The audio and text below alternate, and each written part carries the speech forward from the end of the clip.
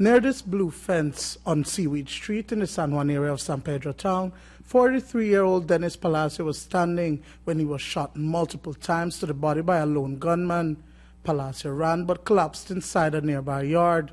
Sergeant Raymond of San Pedro Police explained. They came across a lifeless body of a dark-skinned person who were later identified to be Dennis Palacio.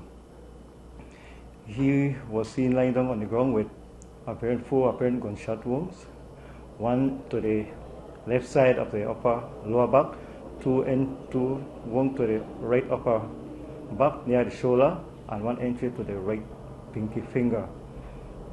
Police investigation revealed that he was standing against Mr. Sergeant sometime about 11:25 p.m. that night when a male dark-skinned person dressed in black shirt approached him and fired 5 shots.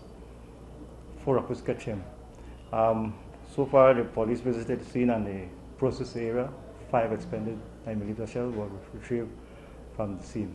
According to Yadira Portillo, who spoke with us off camera, Palacio had been living down this alley approximately 2 years. She alleges he was involved with drugs. I gave him this room so that he can stay and take care of the yard, but he drank a lot and used drugs. Since I go to church, I always told him to find God and change his life because he was living a dangerous life. The day when they killed him, around 9:30 in the night, I saw him going through the garbage outside, but I didn't tell him anything. When I woke up in the morning, someone passed and told me that he was killed. He sold drugs. He sold drugs and a lot of people came here to buy drugs. I kept on telling him that I didn't like what he was doing. While he has only a few relatives living on the island, he was originally from the village of Bombay in Belize district. Police confirmed that Palacio has had a string of run-ins with the law. Portillo, however, says that aside, he has always had respect for her.